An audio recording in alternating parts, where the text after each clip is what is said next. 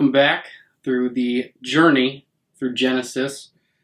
We just completed chapters 17 through 19, which were by far the most brutal of the Bible so far. You had, starting off with the covenant of the circumcision, which was very clear in terms of what it believed, which is that by the circumcision you will know people committed to God in the covenant. And then the story of Sodom and Gomorrah, which I think everybody generally knows about Sodom and Gomorrah.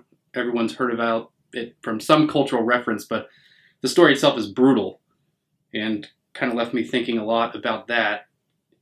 It, basically starts with a plea to save Sodom and Gomorrah, and God continues to kind of barter with Abraham over if he can find any good men. And of course, I guess the story is that God is willing to go from 50 to 40 to 30 to 20 to 10 good men if you can find 10 good men, because he knows there are not 10 good men there.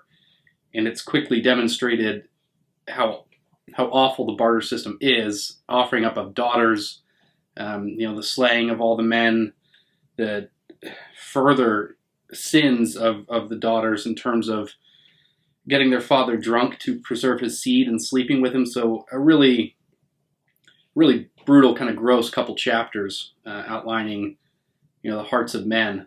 And so it's really no pulls punched. So we're going to continue into chapter 20, see if the story doesn't lighten up, if there are any redeemable qualities of men in the early chapters of Genesis. So here we are, chapter 20 of Genesis. Abraham and Abimelech. And Abraham journeyed from thence toward the south country, and dwelled between Kadesh and Shur, and sojourned in Gerar. And Abraham said of Sarah his wife, She is my sister. And Abimelech, king of Gerar, sent, and took Sarah. But God came to Abimelech in a dream by night, and said to him, Behold, thou art but a dead man, for the woman which thou hast taken, for she is a man's wife. But Abimelech had not come near her. And he said, Lord, wilt thou slay also a righteous nation? Said he not unto me, She is my sister? And she, even she herself, he is my brother. In the integrity of my heart and innocency of my hands have I done this. And God said unto him in a dream, Yea, I know that thou didst this in the integrity of thy heart. For I also withheld thee from sinning against me. Therefore suffered I thee not to touch her. He's really leading her down. Abraham and his wife, Sarah, need to get a better story. It's already happened in Egypt. And God said unto him in a dream, Yea, I know that thou didst this in the integrity of thy heart. For I also withheld thee from sinning against me. Therefore suffered I thee not to touch her. Now therefore restore the man his wife, for he is a prophet, and he shall pray for thee, and thou shalt live. And if thou restore her not, know thou that thou shalt surely die, thou and all that are thine. So Abraham announced by God directly to a king as a prophet. Therefore Abimelech rose early in the morning, and called all his servants, and told all these things in their ears, and the men were sore afraid. Then Abimelech called Abraham, and said unto him, What hast thou done unto us? And what have I offended thee, that thou hast brought on me and my kingdom a great sin? Thou hast done deeds unto me that ought not to be done. That's very fair. And Abimelech said unto Abraham, What sawest thou, that thou hast done this thing? And Abraham said, Because I thought, Surely the fear of God is not in this place, and they will slay me for my wife's sake.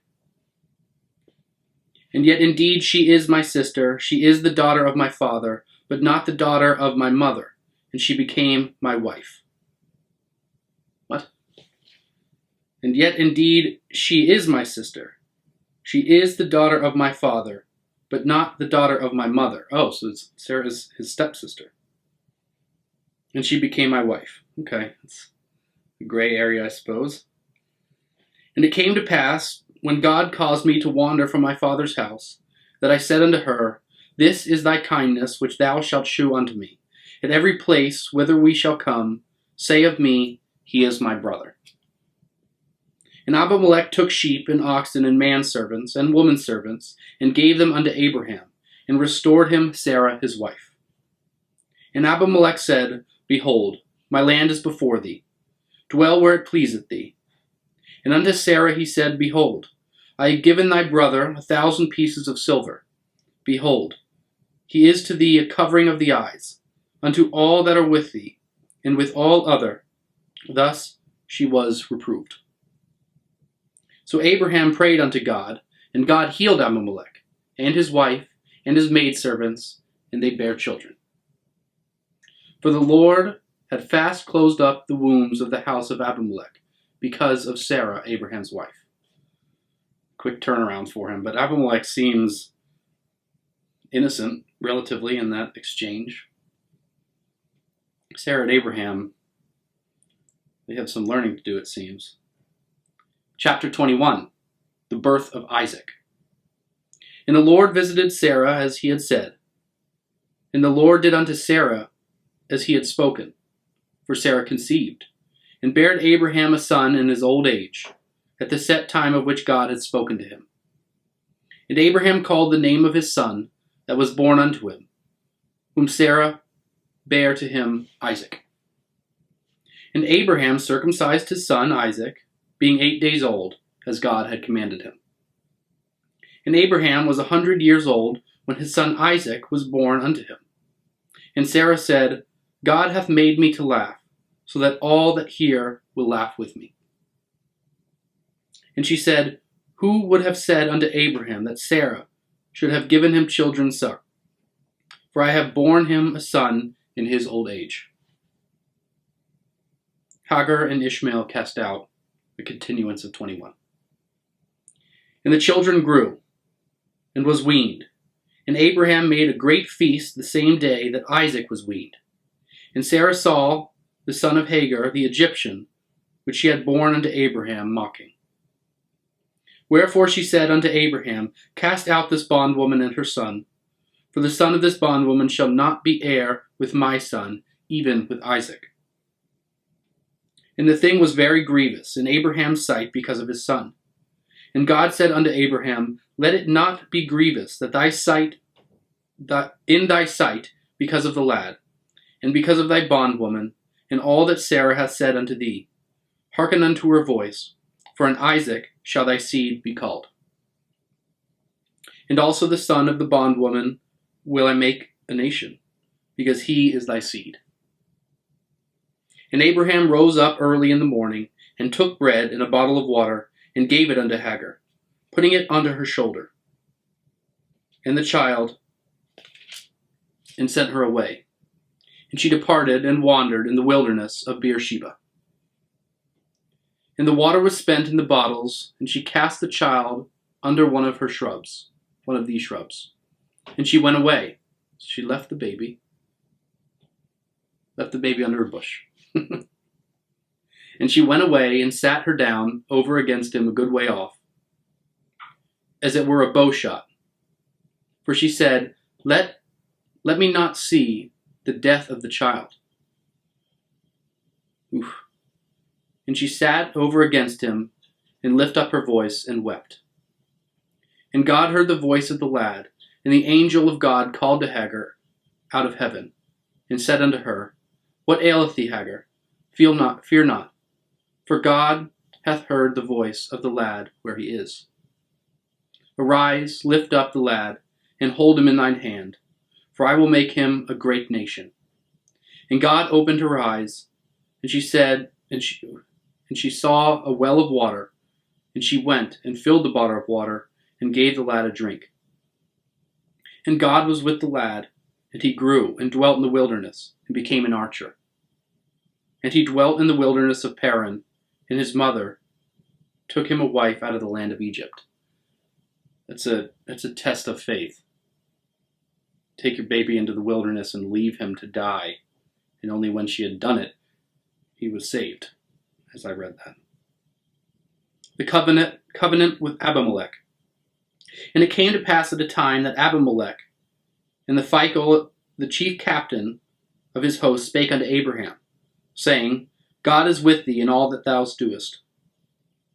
Now therefore swear unto me here by God, that thou wilt not deal falsely with me, nor with thy son, nor with thy son's son, but according to the kindness that I have done unto thee, thou shalt do unto me, and to the land wherein thou hast sojourned. And Abraham said, I will swear. And Abraham reproved Abimelech because of the well of the water, which Abimelech's servants had violently taken away. And Abimelech said, I wot not who hath done this thing, neither didst thou tell me, neither yet heard I of it, but today. And Abraham took sheep and oxen and gave them unto Abimelech, and both of them made a covenant. And Abraham set 7 ewe lambs of the flock by themselves. And Abimelech said unto Abraham, What mean these 7 ewe lambs which thou hast set by themselves? And he said, For these 7 ewe lambs shalt thou take of my hand, that they may be a witness unto me, that I have digged this well. Wherefore he called the place Beersheba, because they were swear both of them. Thus they made a covenant at Beersheba. Then Abimelech rose up, and Phicol, the chief captain of his host, and they returned to the land of the Philistines. And Abraham planted a grove in Beersheba, and called there the name of the Lord, an everlasting God. And Abraham sojourned in the Philistines' land many days. Chapter 22. God tests Abraham. And it came to pass after these things, that God did tempt Abraham, and said unto him, Abraham. And he said, Behold, here I am. And he said, Take now thy son, thine only son Isaac, whom thou lovest, and get thee into the land of Moriah, and offer him there for a burnt offering upon one of the mountains, which I will tell of thee. Oof. And Abraham rose up early in the morning, and saddled his ass, and took 2 of his young men with him, and Isaac his son, and clave the wood for the burnt offering, and rose up and went unto the place which God had told him. He's going to burn Isaac to death. Then on the 3rd day Abraham lifted up his eyes, and saw the place afar off. And Abraham said unto his young men, Abide ye here with the ass, and I and the lad will go yonder and worship, and come again to you. And Abraham took the wood of the burnt offering, and laid it upon Isaac his son, and he took the fire in his hand, and a knife, and they went both of them together. And Isaac spake unto Abraham his father, and said, My father. And he said, Here I am, my son. And he said, Behold the fire and the wood, but where is the lamb for the burnt offering? And Abraham said, My son, God will provide himself a lamb for a burnt offering. So they went both of them together. And they came to a place which God had told of him. And Abraham built an altar there, and laid the wood in order, and bound Isaac his son, and laid him upon the altar upon the wood. And Abraham stretched forth his hand, and took the knife to slay his son. And the angel of the Lord called unto him out of heaven, and said, Abraham, Abraham. And he said, Here I am. And he said, Lay not thine hand upon the lad, neither do thou anything unto him. For now I know that thou fearest God, seeing thou hast not withheld thy son, thine only son, from me. And Abraham lifted up his eyes, and looked, and behold, behind him a ram caught in the thicket by the thorns. And Abraham went and took the ram, and offered him up for a burnt offering in the stead of his son. It's interesting, they use the word fear. Reading this and thinking a relationship with God, sacrifice your son. But of course, Abraham has a very direct communication, speaking directly with God. So I imagine if you had a direct speaking relationship with God, that amount of fear would be very different. Maybe quickly you would say, he must know. It's a terrible thought, but I'm glad that they used the word fear, because certainly that must have been to some degree what it was. And Abraham called the name of that place Jehovah Jireh, and said, To this day, It is the mount of the Lord, it shall be seen. And the angel of the Lord called unto Abraham out of the heaven the second time, and said, By myself have I sworn, saith the Lord, for because thou hast done this thing, and hast not withheld thy son, thine only son, that in blessing I will bless thee, and in multiplying I will multiply thy seed as the stars of the heaven, and as the sand which is upon the seashore. And thy seed shall possess the gate of his enemies. And in thy seed shall all nations of the earth be blessed, because thou hast obeyed my voice. So Abraham returned unto his young men, and they rose up and went together to Beersheba. And Abraham dwelt at Beersheba. And it came to pass after these things, that it was told Abraham, saying, Behold, Milcah, she hath also borne children unto thy brother Nahor. Huz, his firstborn, and Buz, his brother, and Kemuel, the father of Aram, and Chesed, and Hazo, and Pildash, and Jidlaph, and Bethuel. And Bethuel begot Rubekah. These 8 Milcah did bear to Nahor, Abraham's brother. And his concubine, whose name was Reumah, she also bore Tibah, and Gaham, and Thahash, and Maachah. That's the end of chapter 22. So we'll stop there after God's test with Abraham. I think first kind of trend that I'm noticing, beginning with Adam and Eve, and then to Noah and the flood, and now with the test of Abram. I mean, so much of it is the testing of their faith in this kind of direct expression and intervention with God, testing their faith and essentially giving them bounty based on the testing and succeeding within the test of their faith. So, that makes sense. It certainly fits into kind of my understanding of general Christian philosophy, which is to say, it is a test. It is all faith-based. It is a test. And I think you're seeing these extreme examples of the tests, right? Of two children in those last 3 chapters where they were asked to kind of leave the children to die, or in one case with Abraham and Isaac to sacrifice the child. So, a more direct interaction with God, a more extreme test.